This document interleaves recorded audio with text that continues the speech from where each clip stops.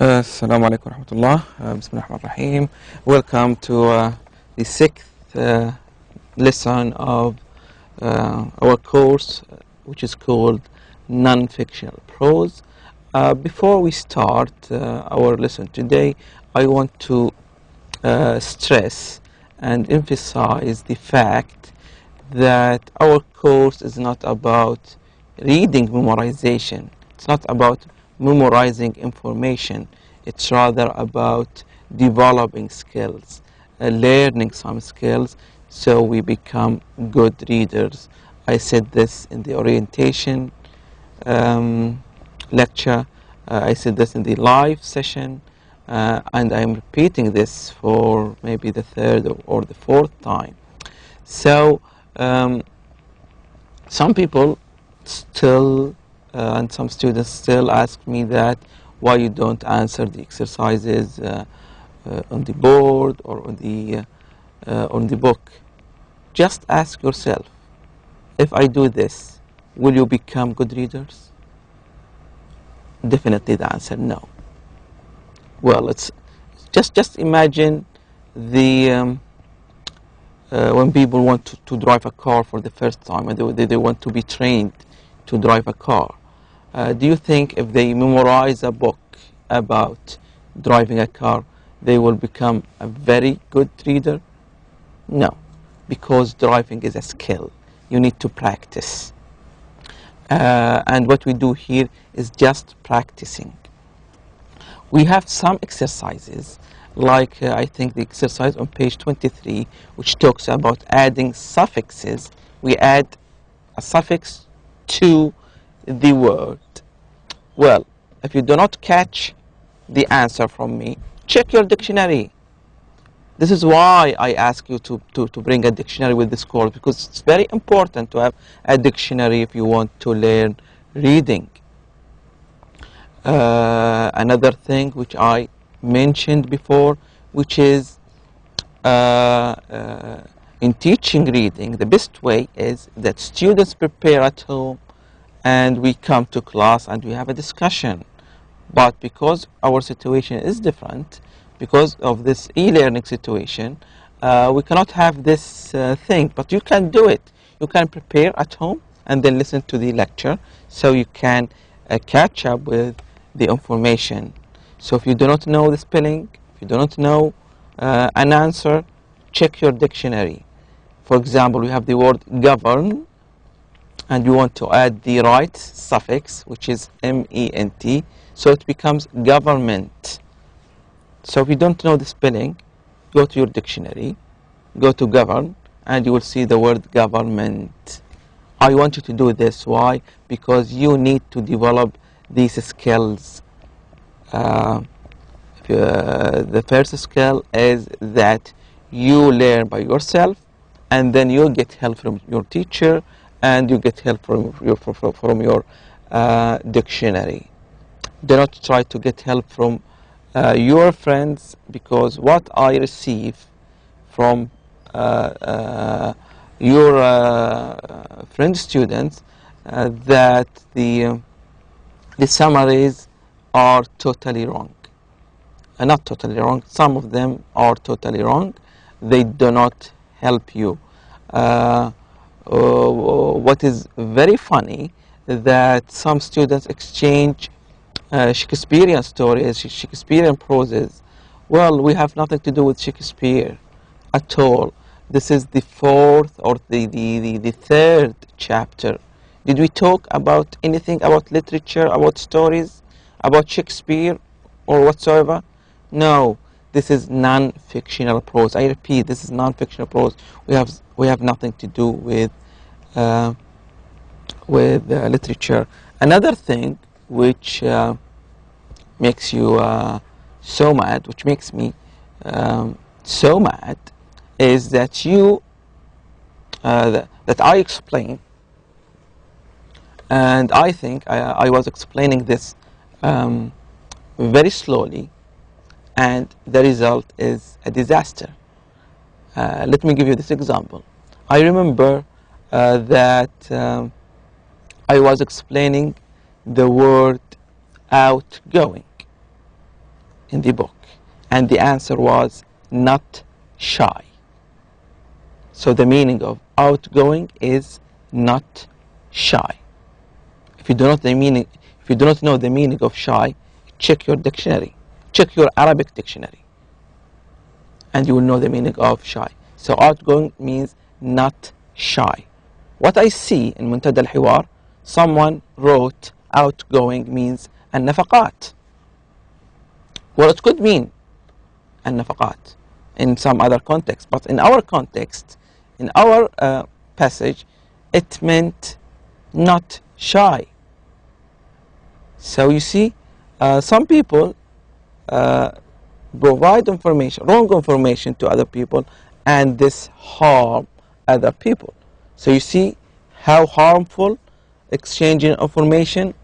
You have the book, you have the lectures, and still some people try to go to get help from their friends, and these friends can give them wrong information, and this student would give it to another student wrongly, and this other student would pass it to other students wrongly, and you will see this is called collateral damage. It's not damage to one person but to different person, which is called collateral damage. So this is very important, and I hope that you pay attention to this since we are in the middle of the course and you have time to catch up with us.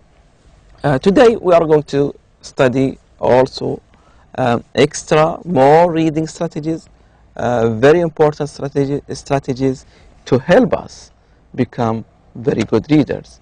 Today we are going to be introduced to skimming, scanning, and reading a chart, and I think you have studied this before. When you skim for something, this is number one, skimming. When you skim for something, you do not read the whole thing. You just try to get the general idea, and then you get the information that you want. For example, if you read a passage about Saudi Arabia, and the question is, what is the capital of Saudi Arabia? And you do not know the answer. Let's imagine that you do not know the answer. You don't need to read the whole passage. You just go line by line very quickly to see, for example, to look for the word capital. So if you see the word capital, you stop to get the information that you want. Scanning is similar. Scanning is like a scanner. You know the scanner, when it scans a piece of paper, you scan the passage for specific number, for a specific date, for a specific piece of information. It's similar to skimming. So skimming and scanning are very similar. Reading a chart, when you have, for example, a table, you know how to read it and then express the information in it. All of these will be talked about, plus other topics like synonyms and antonyms. We will cover these, inshallah, in this lecture. So let's go to the book, chapter 3. In each chapter, there is very nice proverbs, and I like them, and it's good that you learn them, so you become very professional in learning English. We have this proverb: in time of test, family is best. So if you're having very difficult time, which is equal to time of test, family is the best. So your family is the best place to go when you have a very difficult time. This is the meaning of in time of test, family is best. It does not mean that if you have a test, you have a reading test. No. In time of test means in time of difficulty, when you having a difficulty and you are testing the people around you to see who is really going to be beside you. And I think family is the best side, will be with you in the time of difficulty or in the time of test. So these proverbs are very nice to learn or to start the chapter with. In this chapter we have here a picture. We learn that we look at pictures to see what a passage is talking about. We have a father, a mother and their sons. So probably we are going to talk about family, and since we have the word family in the proverb, so maybe we are going to talk about family and the relationships between father, mother with their sons and daughters. And one thing that I forgot to mention is the title of the chapter, relationships. So you see, relationships, family, father, mother, sons and daughters. So let's go to the first page on chapter 3. As we said, it's skimming for the general idea. If we skim for the general idea, we move our eyes very rapidly over the whole piece, taking note of the title, headings, photos and captions. This is for general reading. Read the first and the last line of the long paragraphs and the shorter ones. Look at just a few keywords in each line, the ones that seem to carry the message, then go on. Try to summarize the general idea in 2 or 3 sentences. We have a passage about who is taking care of the children, and we have here the presupposedly new vocabulary. We have glass ceiling, flex time, job sharing, radically. All of these will be explained. Their meaning will be explained later. So I expect you to read the passage, and from the question or the title we can guess what we are going to read. It's about who is taking care of the children, and from the picture we see the father and the mother are taking care of their children. But this passage is going to express in detail how parents differ from one country to another. I'm going just to read the first paragraph. Around the world, more and more women are working outside the home. In the United States, around 70% of women with children under 18 have another job besides that of mother and homemaker. Most are employed in traditional fields for females, such as clerical, sales, education, and service. However, a growing number choose a career that necessitates spending money hours away from home. These women are engineers, politicians, doctors, lawyers, and scientists. And if you have begun to occupy executive positions in business, government, and banking, breaking through the so-called glass ceiling. So you see, it's talking about how mothers or females have problem taking care of their children while they go to work. I'll leave you read the rest of the passage. It's not very long. It's only 1 page and a half of page. We have here page number 61, matching words to their definitions. Well, these are the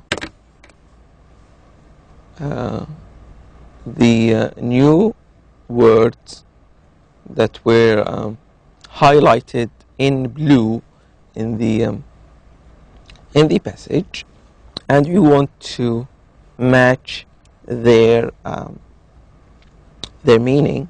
We have number one, glass ceiling. It means invisible barrier to promotion. So sometimes in a job there is a ceiling for promotions.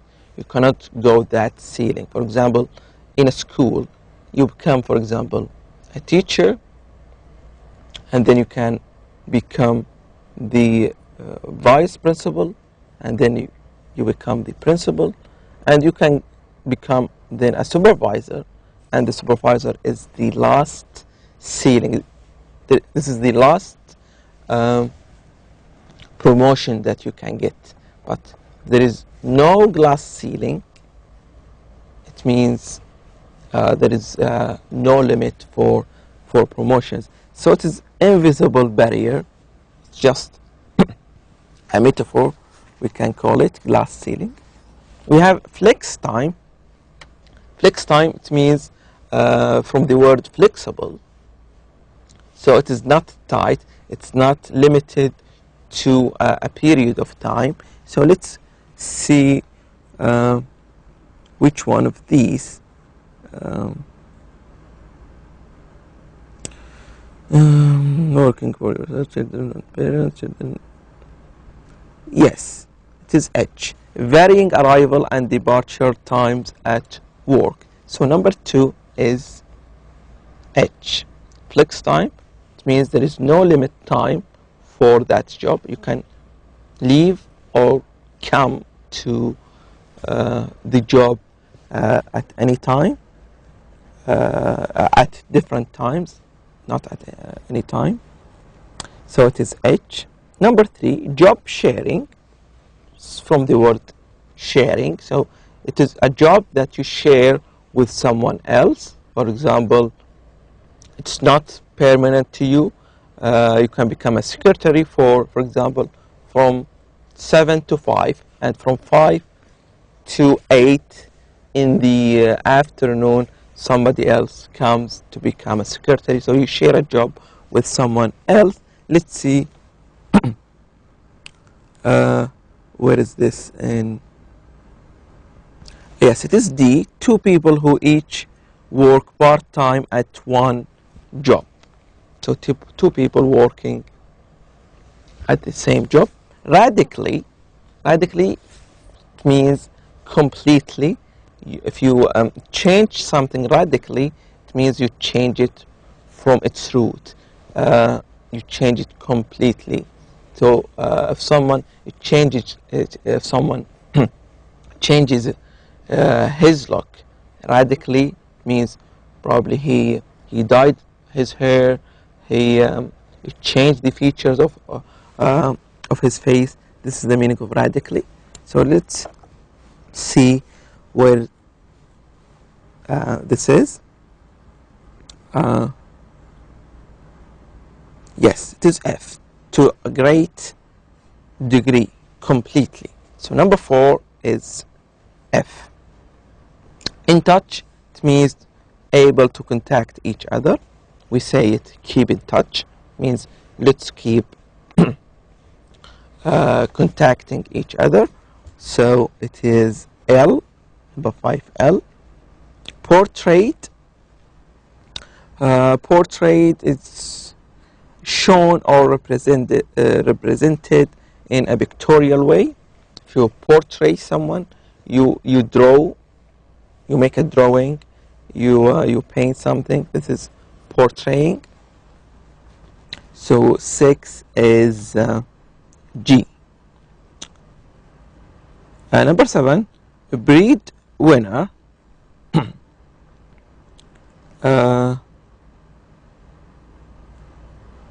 It is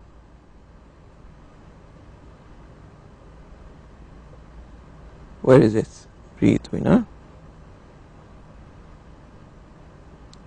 Let's postpone breadwinner. Extended family. We have two kinds of families. You have your immediate family and your extended family. Your immediate family is your father and mother and your sister and brother. This is your immediate family. But if you go to your grandparents, your grandfather, your grandmother, your uncles, your aunts, this is your extended family. So extended family means children, parents, grandparents, and other relatives. Immediate family is children and parents. So number 8 is I, and number 9 is J. We have number 10, trend. When you say this is the latest trend in mobile phones, for example, when you talk about iPhone, Blackberries, HTC, Android, all of these are the latest trends in mobile technology. So it's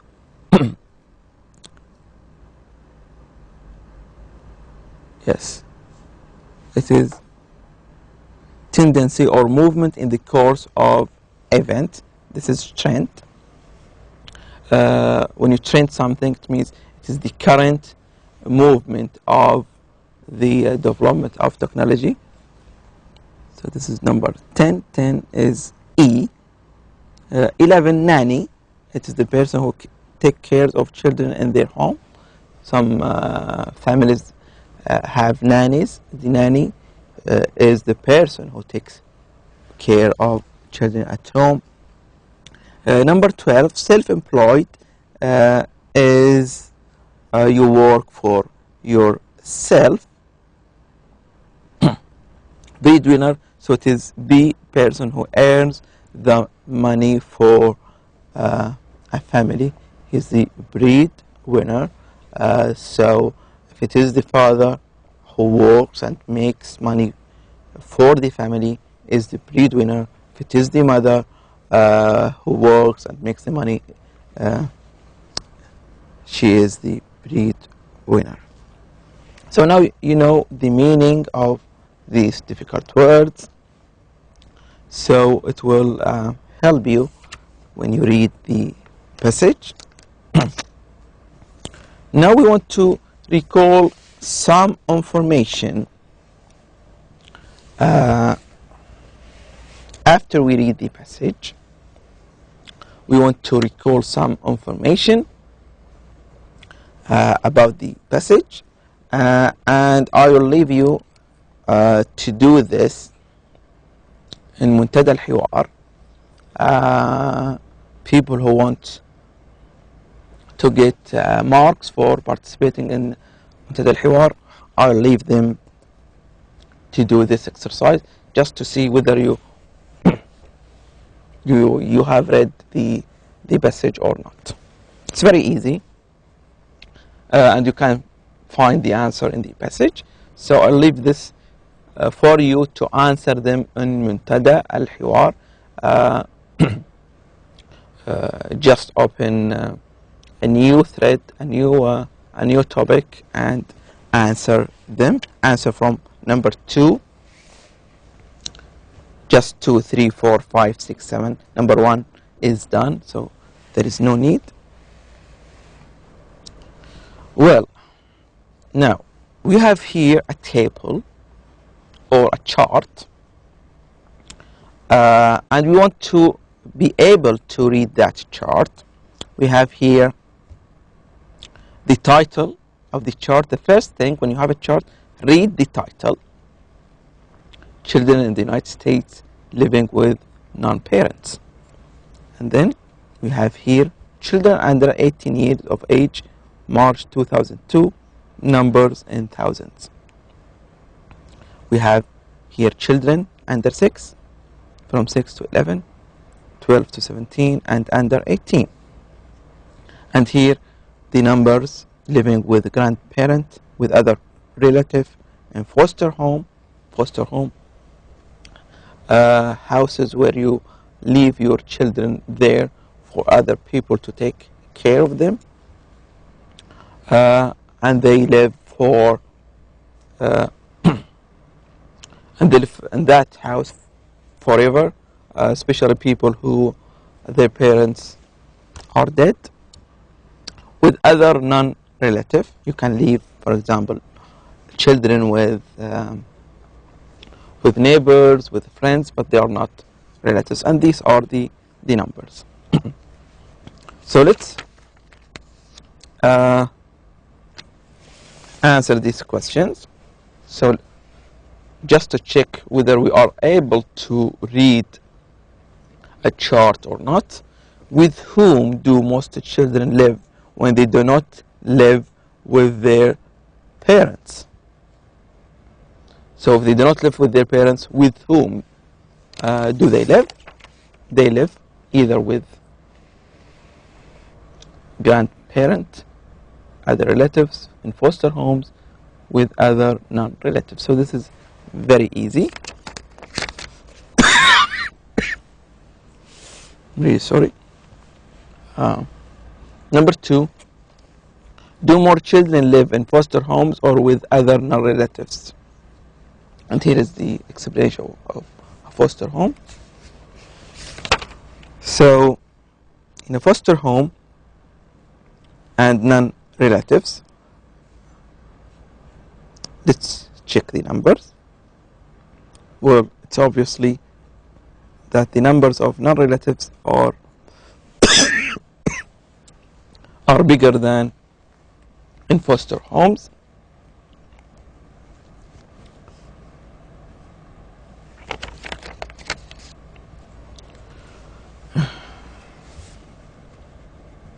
Excuse me for this little interruption. So as I said, by looking at the numbers of children living with non-relatives, we see they are bigger than in foster homes. In what age group are there the most children who live with their grandparents? So we go to grandparents and we will see the largest number is under 18. So this is the answer, and etc.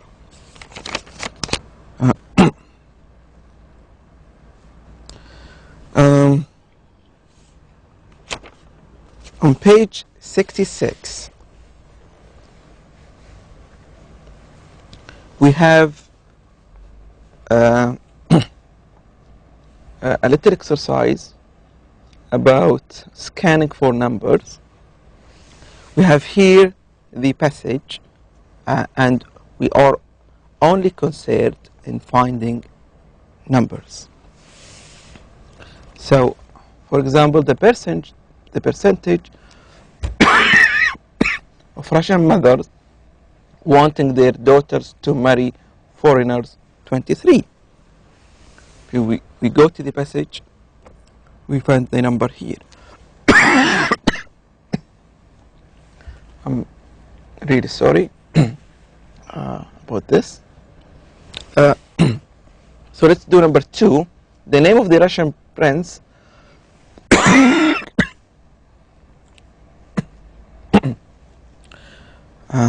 the name of the Russian prince whose daughter become Queen of France. So to answer this, we select the keywords here. We have here the Russian prince. So we go to the passage and we find the word Russian prince. So we go so quickly looking for names. So we have here the name Yaroslav, the wise, and we have the word prince. So this is scanning very quickly for the information. Number 3, the decade when registration of foreign marriages was resumed in Russia. So we select the keywords registration, foreign marriages, and we go directly to find them. So you see here registration, foreign marriages. So this is the answer. and etc. You can do this by yourself. The last exercise is recalling antonyms.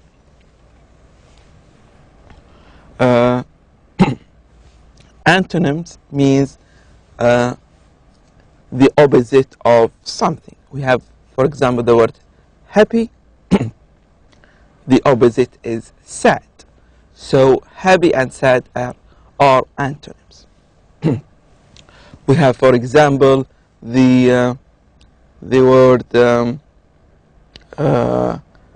for example, true and false. True is the opposite of false, so they are antonyms. And we are going to do this little exercise. We have number one, the word importer. It means when you buy some stuffs from outside the country. So this is the meaning of importer. Importer. The opposite of importer, we can change the im, the prefix, into ex, so it becomes exporter.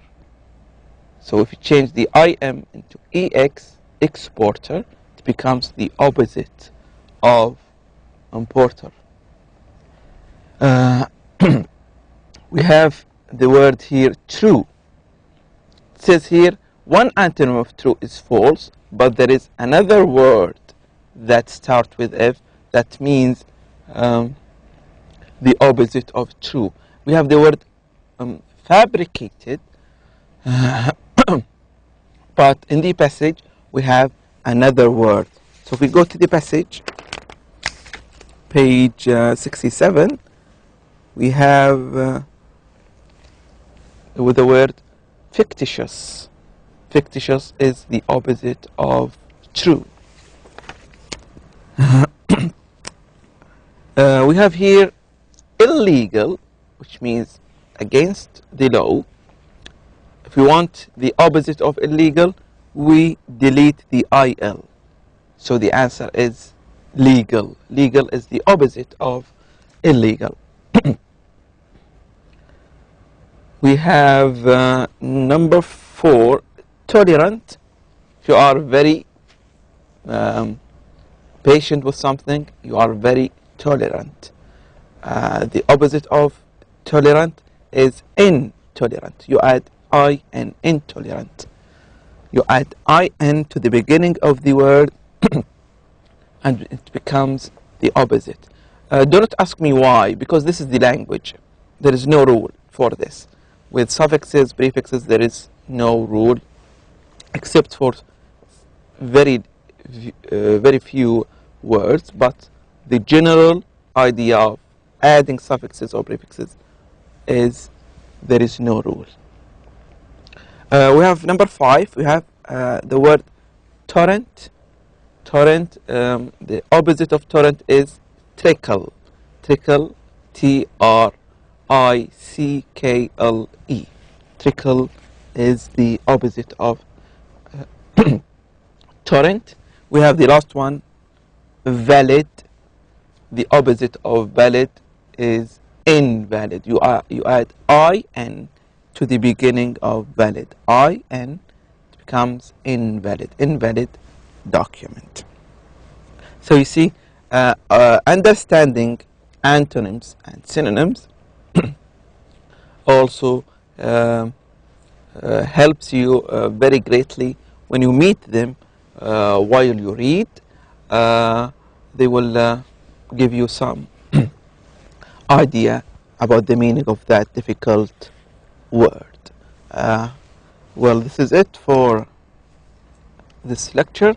Thank you very much and good luck.